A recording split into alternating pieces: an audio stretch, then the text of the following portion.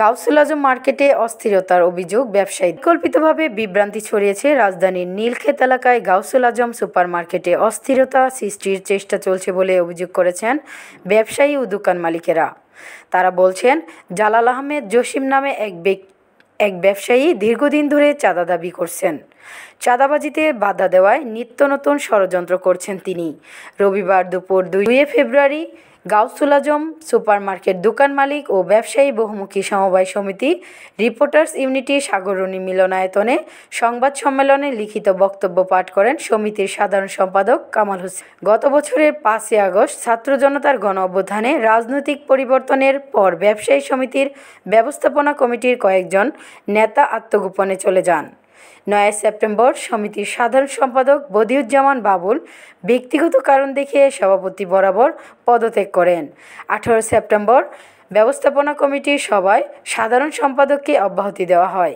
পরে 20 সেপ্টেম্বর ব্যবসায়ীদের সম্মিলিত সিদ্ধান্তে সমবায় সমিতি আইন 2001 সংশোধিত 2002 ও 2003 এর 20 ধারা মোতাবেক আমাকে সম্পাদক পদে স্থাপন করা। কামাল হোসেন বলেন, সাধারণ সম্পাদক পদে দায়িত্ব নেওয়ার ক্ষেত্রে আমি কারোর শরণাপন্ন হই। নিয়মতান্ত্রিকভাবে মার্কেট পরিচালনা করা হলেও গুটি কয়েক লোকজন নানা ষড়যন্ত্র করেছে।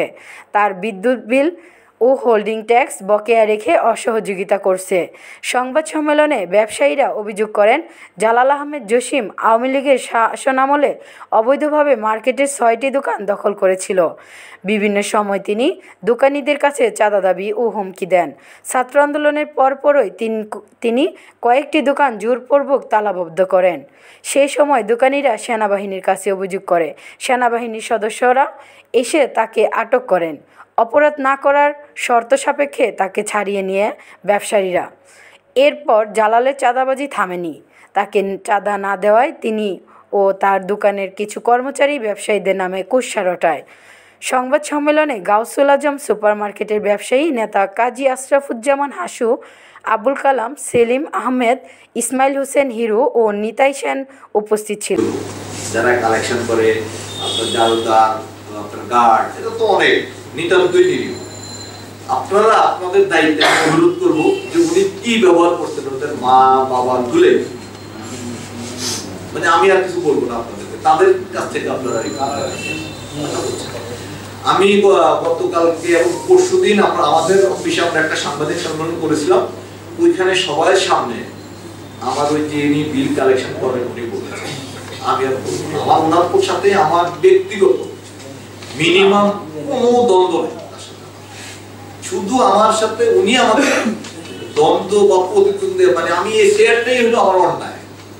এই শেয়ারটা তো আসলে সমবায় দিয়েছেন, মার্কেটের বাকি নেতারা চেয়েছেন, আমি আসছি বসছি, সবাই আমাকে বরণ করে নিয়েছেন, উনিও আমাকে বরণ করে নিয়েছেন, উনি নিজেও বরণ করে নিয়েছেন।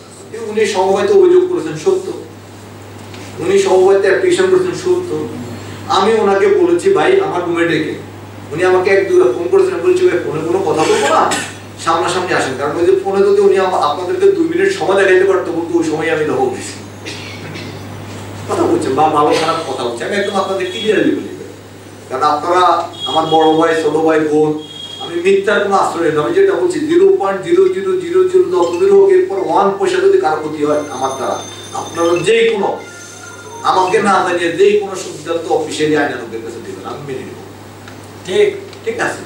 এখন ওনাকে আমি আইনাও পড়ছি, আমি বললাম ভাই আমাকে তো সমবায় করে দিয়েছে, আপনি যদি মনে করেন সমবায় কালকে এই যে এখন যদি আমাকে রিজেক্ট করে, আমি নিজের সশরীরে মানে নিজ দায়িত্বে আমি চলে যাব, আমি বেহাপনা করবো।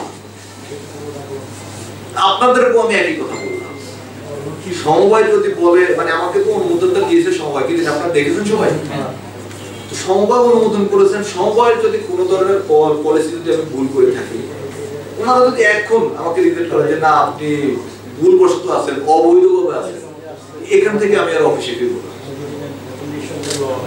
কারণ আমার এটা আসলে এটা আমার জন্য বড় কিছু না। ঠিক আছে, আমি নিজে আমার বিজনেস করি, আপনাদের পুরানা পল্টনে আমার বিজনেস অফিস।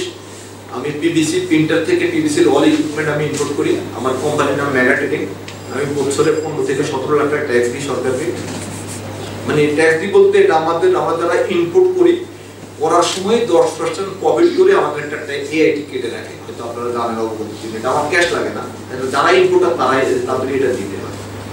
তো এরপরে ওইখানে মানে আদার্স কোনো সুযোগ সুবিধা সকল ব্যবসায়ীদের স্বার্থ রক্ষার্থে, মার্কেটের সুনামটা ধরে রাখার রক্ষার্থে, পরিবেশ সুন্দর রাখার স্বার্থে আমি ওইখানে আছি। বাট ওইখানে আমার আদার্স কোনো বেনিফিট আশাও করি না। আর আমার দ্বারা আমি দায়িত্ব নিয়ে বলবো আগামী কোনোদিন আপনাদের কাছে এই রিপোর্টটা আসবে না, এরকম দুই একজন দ্বারাই শেয়ারে বসতে চান, এর বাইরে মানে কেউ কোনোদিন বলতে পারবে না যে উনি আমার কাছে 10 টাকা চাঁদা, 5 টাকা, এই সুবিধা ওই সুবিধা। আমি একটু অনুরোধ করবো, আর কোনো প্রশ্ন নিয়ে মুহূর্ত দেবো, আমাদের ব্যবসায়ী বাইরে আছেন, একটু যদি আপনারা মতামতটা একটু শুনেন, দু একজনের আমি মানে বলেন। আমি